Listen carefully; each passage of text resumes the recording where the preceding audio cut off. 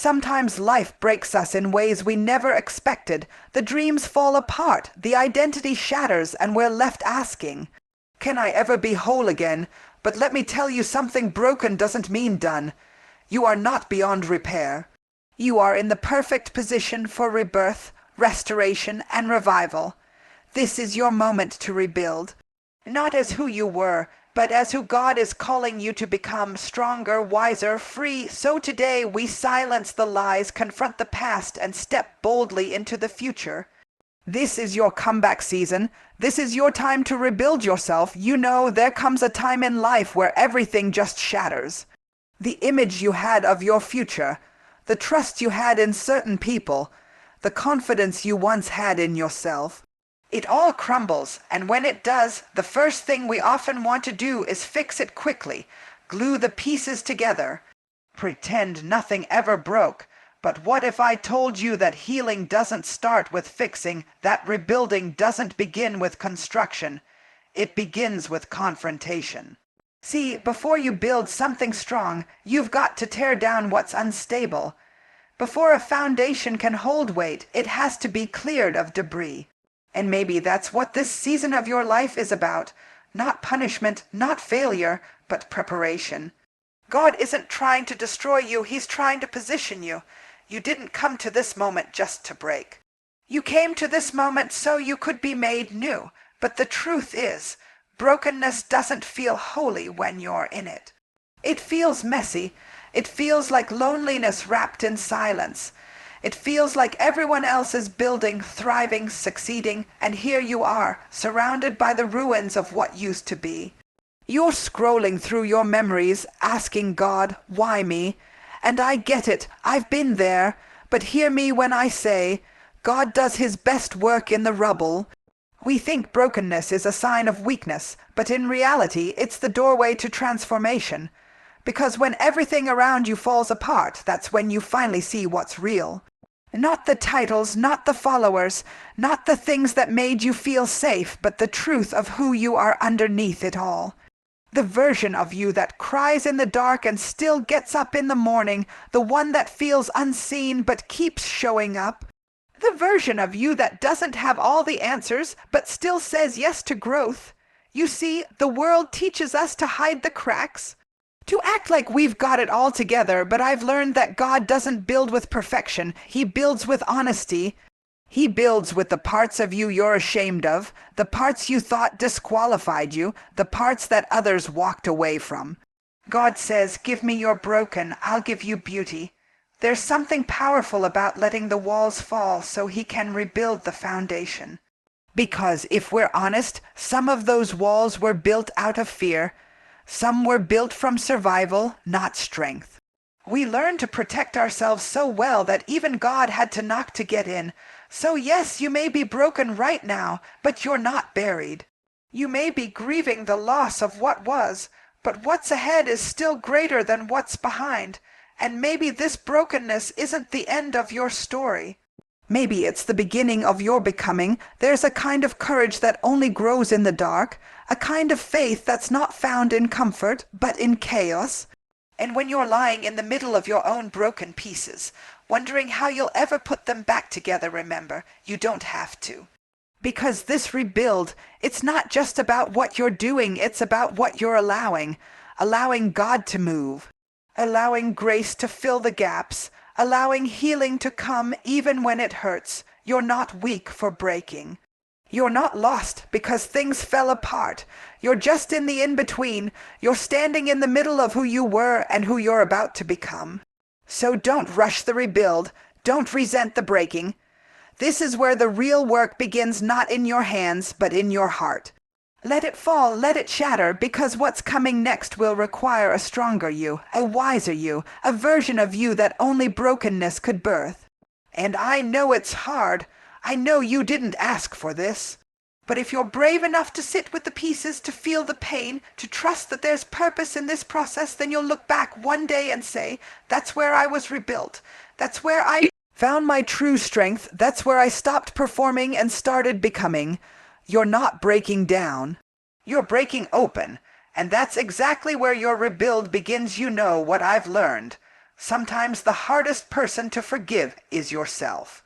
It's not always the people who hurt us, betrayed us, or abandoned us that hold us back. Sometimes it's the memory of what we've done, the things we allowed, the moments we knew better but didn't choose better. It's the shame that clings to your name even when the world has forgotten. It's the guilt that whispers, "You'll never be more than what you did." But let me ask you something. How long are you going to let your past keep writing your future? There comes a moment where you have to stop rehearsing the pain and start rewriting the narrative. Because if you keep calling yourself broken, you'll never see yourself as chosen. If you keep identifying with your trauma, you'll never step into your transformation. It's time to redefine who you are. You are not what they called you. You are not the label someone else placed on you in their brokenness.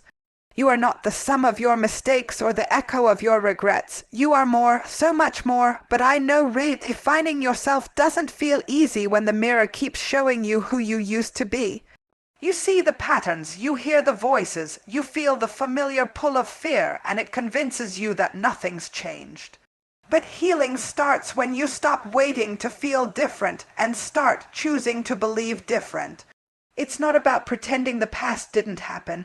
It's about refusing to let it have the final word. You might have gone through the fire, but you don't have to smell like smoke. You might have made some wrong turns, but grace still brought you here.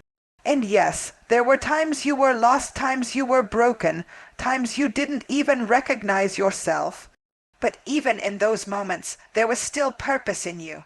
Even in those moments, God never revoked your calling. You didn't miss it. You're not too late. You're not too far. I know the enemy wants to trap you in cycles. He wants to keep you stuck in a mindset that says you're not worthy, not ready, not good enough. But the truth is, you were never meant to stay stuck in the story of survival. You were meant to rise, you were meant to evolve, you were meant to become. So now is the time to peel off the false identities. The one that says you have to be strong all the time. The one that says you're unlovable because of your past. The one that says you'll never be more than what life handed you. You've got to look at those lies and say, "That's not me anymore." You are not the woman who let her value be defined by others. You are not the man who thought brokenness was a permanent address. You are not the child who had no voice or the person who lived in silence. You are not your trauma. You are not your secrets. You are not your failures. You are redeemed. You are seen. You are still called, but you've got to believe it. You've got to choose to wake up every day and speak life over yourself even when it feels unnatural. Even when your circumstances don't reflect the promise. Even when your past tries to walk back in like it still owns the place. Speak life anyway. Declare victory anyway. Walk like you are already free, because the truth is you are. There's a version of you waiting on the other side of your willingness to let go. Let go of the bitterness. Let go of the guilt. Let go of the shame, because once you do, you'll make room for grace. You'll make room for peace. You'll make room for the new thing God is doing in you, but that new thing won't fit in the old identity. That new wine can't pour into old wineskins. You have to be willing to let who you were die, so who you are becoming can live. And it might be scary, it might feel unfamiliar, but isn't it time you started walking in your true name? Isn't it time you stopped letting fear write your story? You've been hiding behind who you were, but now it's time to step into who you are. You are becoming. There comes a point in your journey where you realize rebuilding yourself can't happen with your strength alone. You've tried everything you knew how to try.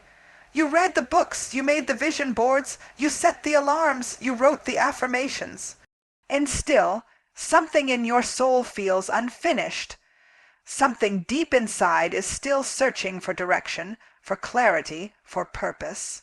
That's when you have to stop running the race by yourself and start asking, "God, what are you trying to show me in this season?" Because rebuilding is more than just doing. It's more than just hustling and striving and checking things off a list. Rebuilding starts when you surrender not just the pain or the pieces, but also the plans.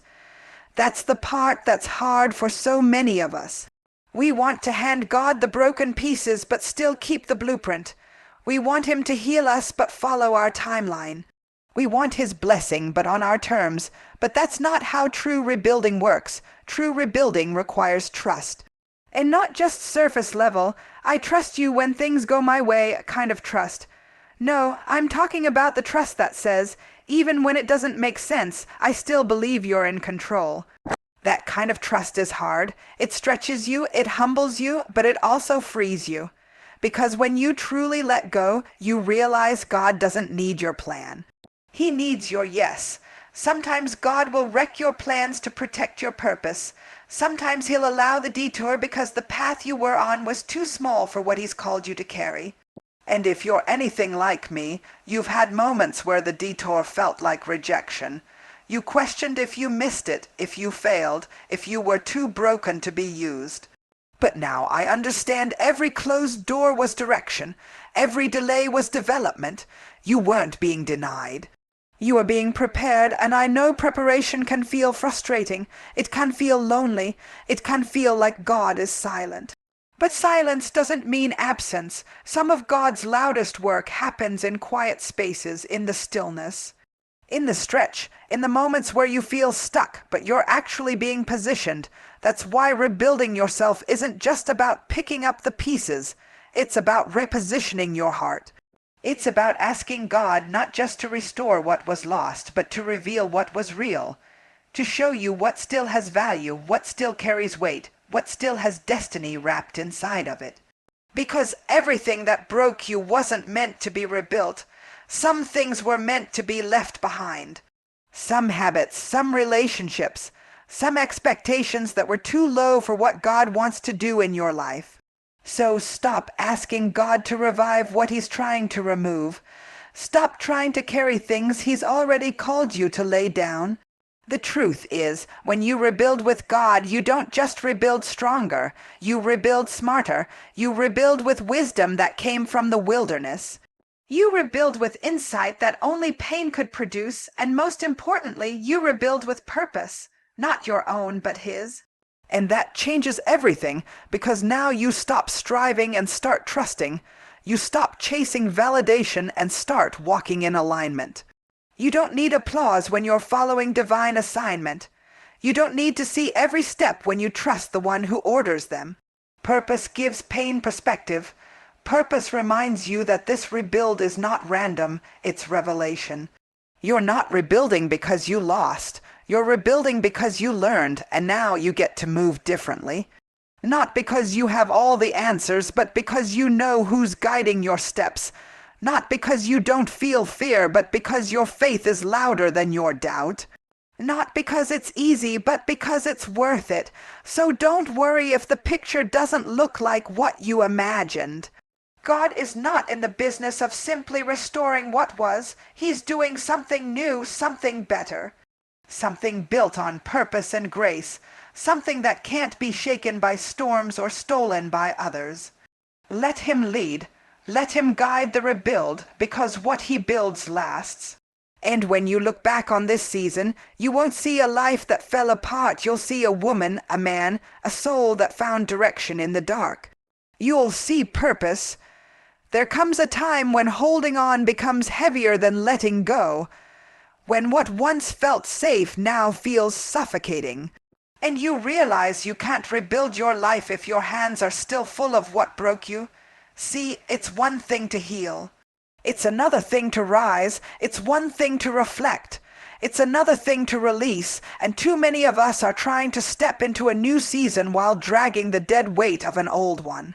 We're carrying old conversations, old versions of ourselves, and old expectations into places where God wants to do something new. But there's no resurrection without release. You can't bring new life into a space that's overcrowded with old fear, old habits, and old mindsets. There's a version of you that's ready to rise, but that version needs space to breathe. That version needs courage to stretch. That version needs the freedom that only comes when you decide, I will no longer shrink myself to fit into places I've outgrown. It takes courage to walk away from the familiar, even when the familiar is toxic. Because at least you know it, right? At least you know how to survive there. But God didn't call you to survive, He called you to thrive. And that means you've got to be bold enough to leave what's comfortable in order to claim what's called. And I get it. It's scary. It's hard. There's grief in growth. You'll lose some people. You'll lose some opportunities. You might even lose the version of yourself you've been performing just to keep the peace. But every time you release, you make room for what's real. You make room for joy that's not tied to approval, for peace that doesn't depend on circumstances, for identity that's rooted in purpose, not performance. You can't rise if you're constantly rehearsing the pain. You can't soar if your wings are tied down by the need to be understood by people who were never meant to go with you.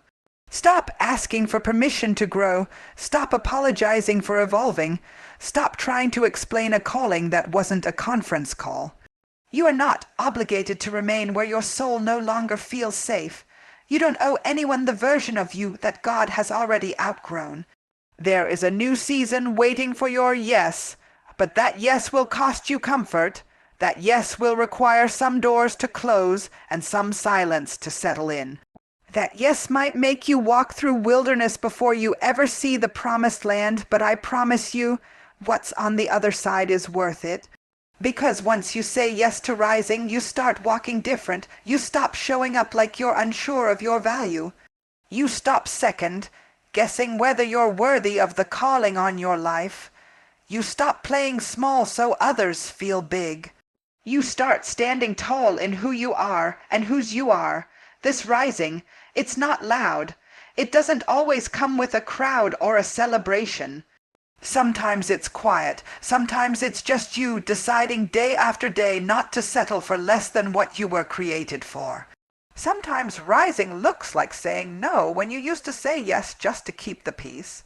Sometimes rising is just choosing to believe again, believe in your voice, your healing, your calling, your future.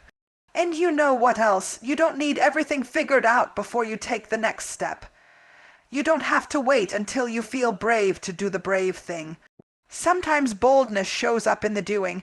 Sometimes freedom is found in the first step, not the finish line. So rise, even if your voice shakes, even if you're still healing, even if you don't know exactly where the path is leading. Rise because the version of you that has been hiding, shrinking, doubting, apologizing, that version is not the end of your story. This is your comeback season. This is the moment where you stop replaying what went wrong and start declaring what God is about to do. Release the old, rise into the new. You've already survived the breaking. Now it's time to live the becoming.